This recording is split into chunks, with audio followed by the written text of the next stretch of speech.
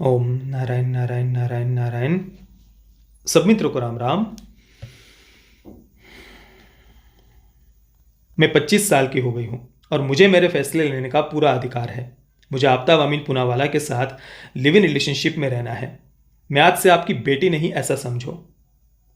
ऐसा बोलकर जब वो अपना सामान लेकर जाने लगी तो मैंने और मेरी बीवी ने उसे बहुत समझाया, लेकिन वो नहीं मानी और हमारा घर छोड़कर आफ्ताब अमीन पूनावाला के साथ लिव इन रिलेशनशिप में रहने के लिए वो चली गई।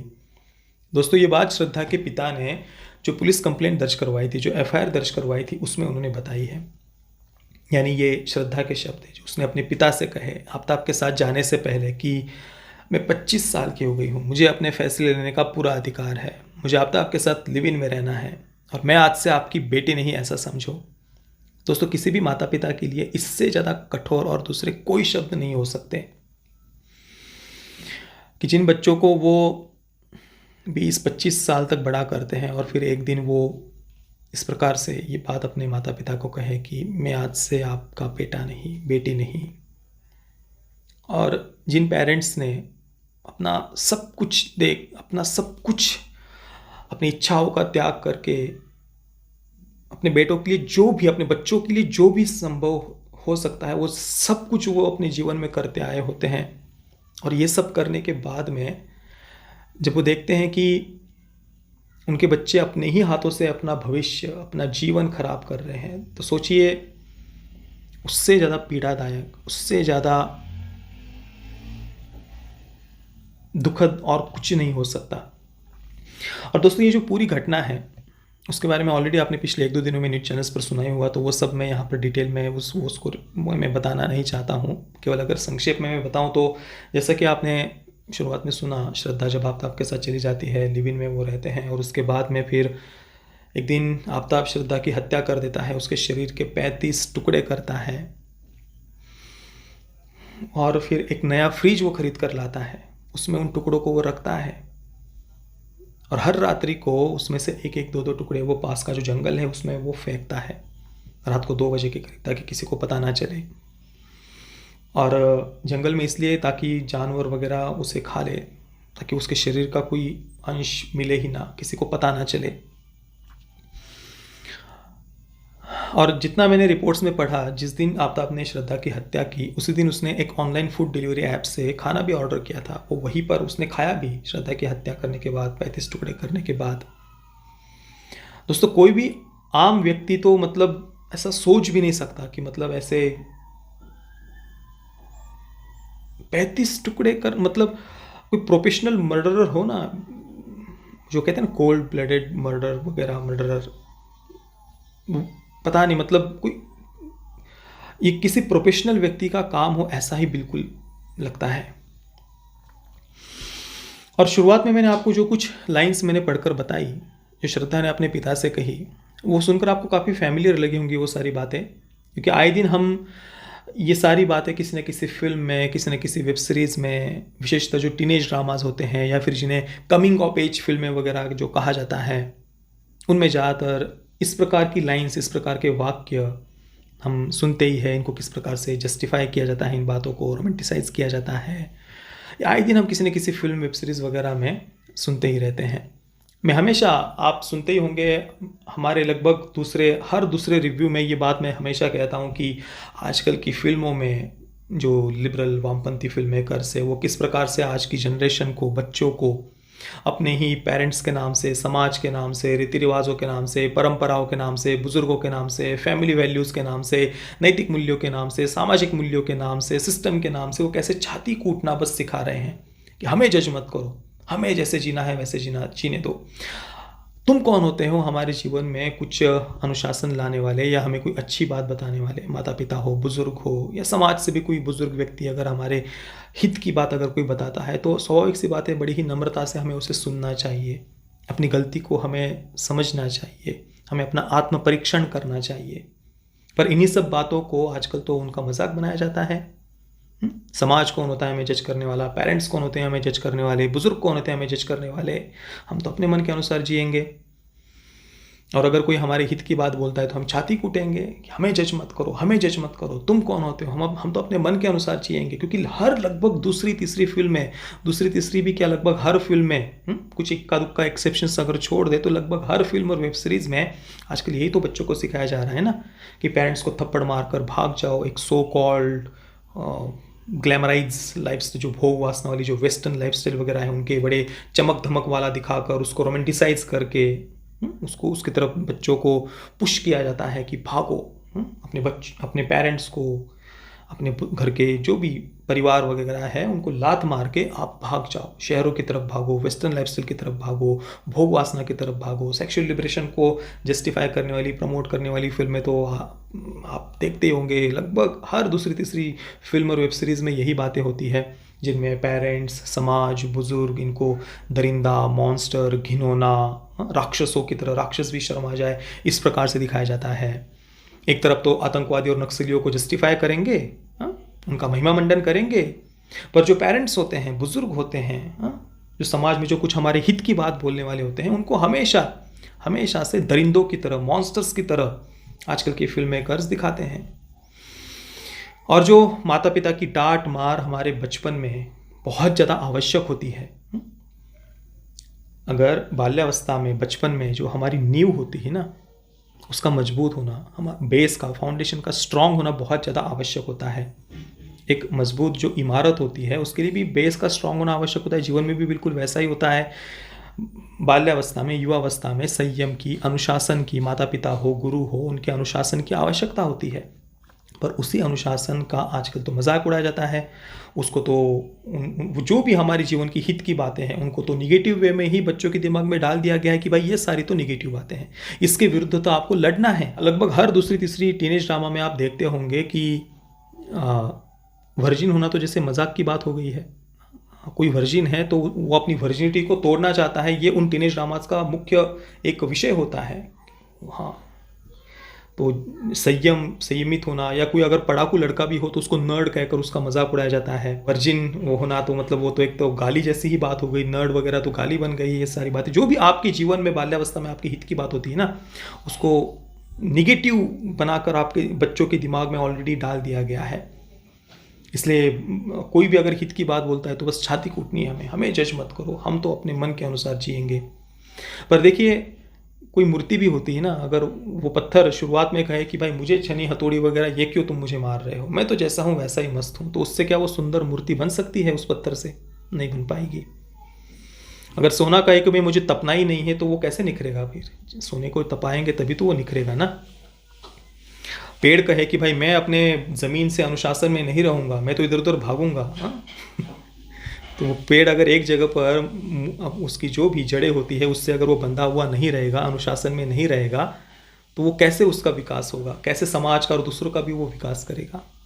सामान्य सी बातें हैं बिल्कुल। पर आजकल के फिल्म मेकर्स इतने ज़्यादा विक्षिप्त मानसिकता के हो गए हैं, इतने विकृत मानसिकता के हो गए हैं कि यही सब बातें वो बच्चों के दिमाग में डालते हैं कि पेरेंट्स को, समाज को, वो तो आपके दुश्मन हैं, उनको तो लात मार के, उनको थप्पड़ मार के आपको तो भागना है एक सो कॉल्ड सेक्सुअल लिबरेशन वाली, भोग वासना वाली लाइफस्टाइल की तरफ। ऐसा नहीं कि वो उन्हें अपने जीवन में, अपने फ्यूचर को लेकर कुछ बहुत ज़्यादा सीरियस होने के लिए कह रहे हैं कि आपको अपने लाइफ में कितना डेडिकेशन चाहिए, एकाग्रता चाहिए, संयम चाहिए, आपका जो भी लक्ष्य है उसे पूर्ण करने के लिए बच्चों को आप सिखा रहे हो। ऐसा नहीं है।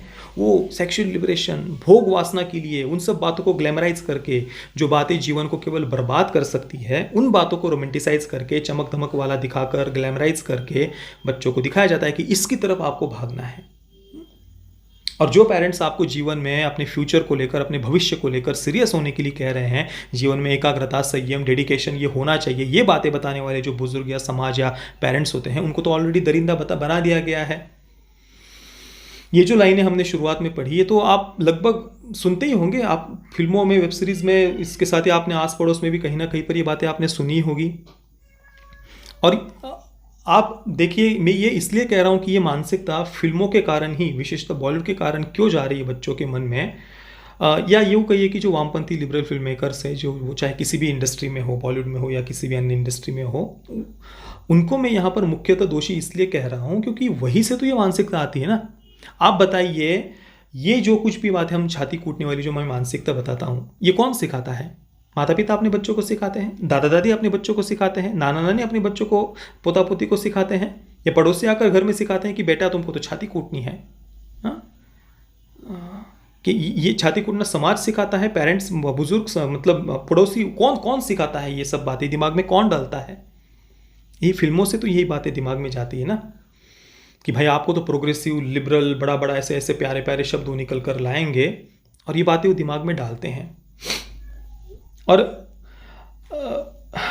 जो भी हमने इस प्रकार की घटना ये जो देखी है, ऐसे तो कई सारे उदाहरण दिए जा सकते हैं पिछले कुछ समय में आए हुए, पर मुख्य मुख्य अगर कुछ फिल्मों के उदाहरण मैं आपको दूं तो अक्षय कुमार की 2 फिल्मों के उदाहरण हमें मिल जाएंगे। एक तो अतरंगी रे और दूसरी लक्ष्मी। अतरंगी रे में अक्षय कुमार के पात्र का नाम था सज्जाद अली खान, और सारा अली खान के पात्र का नाम था रिंकू सूर्यवंशी। अभी जो रिंकू सूर्यवंशी है उसकी माँ थी मंजिरी सूर्यवंशी, और मंजिरी सज्जाद अली खान से प्रेम करती थी। और मंजिरी सूर्यवंशी का जो परिवार है, जो सूर्यवंशी फैमिली है, परिवार है, वो इस प्रेम के, मंजिरी के प्रेम के विरुद्ध होता है कि हम ये एक्सेप्ट नहीं कर रहे हैं। और फिर फिल्म में क्या दिखाया है, वही टिपिकल सी बात है जो लगभग हर फिल्म में हम देखते हैं कि मंजरी का जो परिवार है, सूर्यवंशी जो फैमिली है, वो सज्जाद अली खान को जिंदा जला देती है, और मंजरी भी फिर उसी आग में कूद जाती है। इसी प्रकार से आप लक्ष्मी फिल्म का उदाहरण ले लीजिए। उसमें अक्षय कुमार के पात्र का नाम था आसिफ अहमद, और कियारा आडवाणी के कैरेक्टर का नाम था रश्मि राजपूत। अब रश्मि राजपूत आसिफ अहमद से प्रेम करती है, और रश्मि राजपूत का जो परिवार है वो इस प्रेम के विरुद्ध होता है। विशेषतः रश्मि के जो पिता है वो इस प्रेम के विरुद्ध होते हैं। मतलब वही दरिंदे, मॉन्स्टर, घिनौने पिता, दरिंदा, मॉन्स्टर, घिनौना परिवार इसके अगेंस्ट होता है, और आपको तो फाइट करनी, ऐसे दकियानुसी पेरेंट्स और बुजुर्ग और समाज से तो आपको लड़ना है। अमिताभ बच्चन की अभी हाल ही में आई हुई फिल्म, अमिताभ बच्चन रश्मिका मंदान्ना की गुड बाय नाम की फिल्म, विकास बेल डायरेक्टर थे, उसमें भी रश्मिका मंदान्ना का जो कैरेक्टर है तारा भल्ला, वो मुदस्सर नाम के लड़के से प्रेम करती है, और अमेरिका में वो उसके साथ में लिव इन में रह रही होती है। यही लिव इन रिलेशनशिप में तारा भल्ला मुदस्सर के साथ में रह रही होती है। और जो तारा के पिता है यानी अमिताभ बच्चन का जो कैरेक्टर है हरीश भल्ला, वो तारा के इस प्रेम के विरुद्ध होते हैं, अगेंस्ट होते हैं। वही दरिंदे, मॉन्स्टर, घिनौने पिता विरुद्ध हैं इसके।